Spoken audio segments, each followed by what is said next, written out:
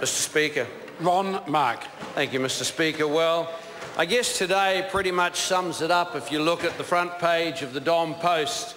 On the right-hand side, you have photographs and the story about ISIS, key fired up to fight, or not, apparently, and an emphatic no for the super city on a voter poll. And I want to speak briefly about both these issues. I think probably the one part of the front page of the Dom that I'd like you all, the members of the government, to focus on is the part here with United States journalist Stephen Sotloff standing beside, that is Jihadi John, isn't it? Kneeling beside Jihadi John. The question that I have for this government is, what is your contingency plan?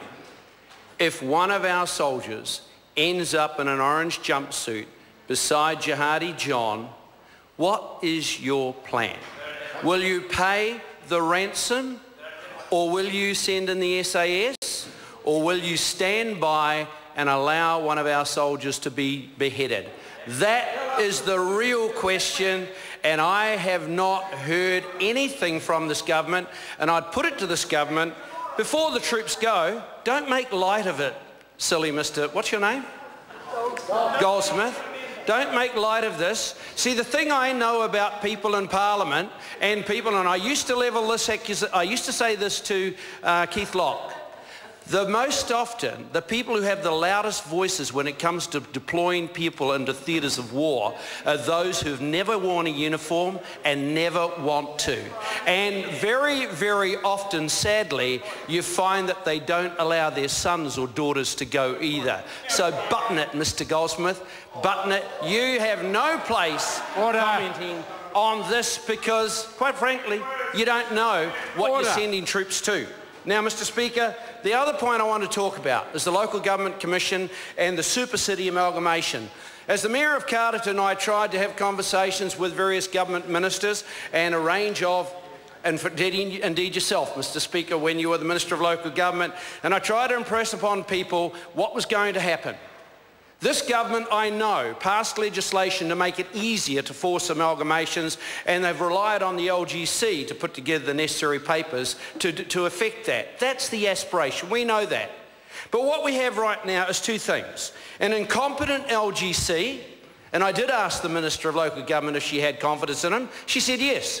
The trouble is, since their Wellington proposal's been released, they've had to make 3 corrections of fact. And there's still one major glaring error of fact in their proposal, where they have estimated the costs of merging the Wairarapa Council's IT systems into one at $25 million. Wrong.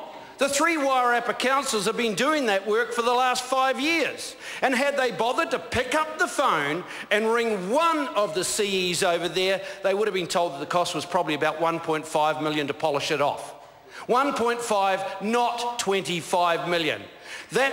I'm sorry, the LGC reeks of incompetence. And now we have an amazing statement, a ruling coming out of the Broadcasting Standards Authority, who have found that the Greater Wellington Regional Council and Fran Wild have lied in their marketing propaganda to the people of the Greater Wellington region. And I've got to hand it to Stephen Franks, who's taken Fran Wild and taken the Greater Wellington Regional Council to task, and the councillors of the Greater Wellington Regional Council, and is asking them, as honest members of the council, how do you feel about this? Will you seek an inquiry into the Greater Wellington Regional Council's propaganda?